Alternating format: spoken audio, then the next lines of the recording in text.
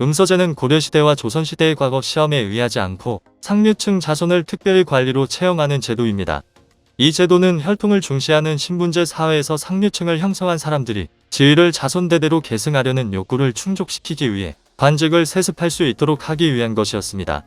로스쿨 제도는 법률가를 양성하기 위한 3년 과정의 전문 법과 대학원으로 우리나라에는 2009년 도입되었습니다. 2009년 로스쿨 제도가 도입되기 이전에는 법조인이 되려면 사법시험을 통과해야 했습니다. 그러나 법조의 배타적 독점과 그로 인한 법체계의 폐쇄 현상 등의 부작용이 지속적으로 제기됐습니다. 여기에 사법시험 제도가 고시 나고생을 만들어내 국가 인력 낭비를 초래하고 있다는 비난도 계속됐습니다. 이에 따라 로스쿨 제도 도입이 추진되었습니다. 로스쿨 재학생 중 고소득층 비율은 2021년 47%입니다. 절반 가까운 학생이 고소득층이라는 것과 로스쿨에 합격한 누구는 알고 보니 고위층 자녀도라는 소문이 돌면서 부정입학 의혹 등 로스쿨 음서제 논란이 끊이지 않고 있습니다. 대부분 로스쿨 입시는 2단계로 구성되어 있습니다. 1단계 선발에서는 학부 성적, 외국어 성적, 법학적 성시험 성적 등과 같은 정량적 요소를 기준으로 뽑습니다. 일반적으로 입학 정원 대비 3에서 7배수를 선발합니다. 그러나 실제 경쟁률은 3대1 수준이어서 정량적 스펙이 1단계 합격, 당락에 별다른 영향을 끼치는 것은 아닙니다. 2단계 선발에서는 자기소개서, 면접 등과 같은 평가자 주관이 개입되는 정성적 요소가 선발 기준입니다. 사실상 면접이 합격 여부를 결정짓는 구조죠. 사정이 이렇다 보니 해마다 불합격자들 사이에선 다른 지원자들과 비교해 학부 성적 등 정량적 점수가 월등히 높았음에도 로스쿨 입학에서 고배를 마셨습니다. 결과에 납득할 수 없다는 반응이 나오기도 합니다. 주관적 평가가 강하게 작용하는 면접의 특성상 부정이나 청탁이 개입할 여지가 큰데다 외압이 작용할 수 있다는 것이죠. 사람들은 대개 부자들이나 가난한 사람들에 대해 이야기할 때 이들의 처지가 변하지 않을 것으로 전제하곤 합니다.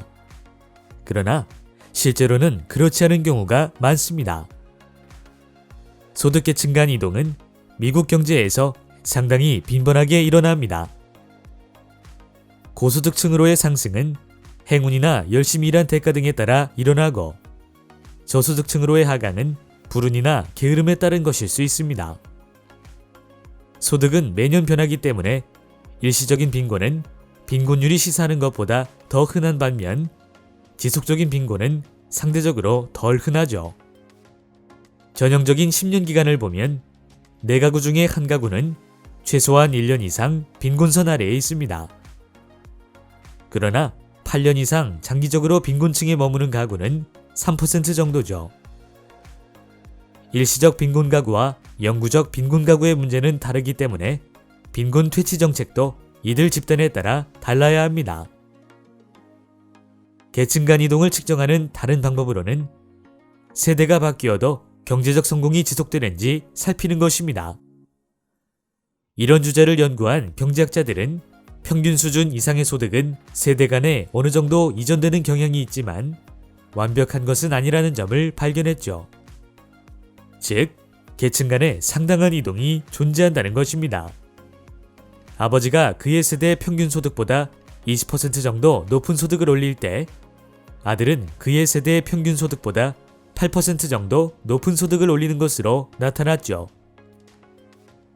미국 경제에는 상속받은 거액을 탕진하는 이들도 있지만 자수성가한 백만장자들도 많습니다.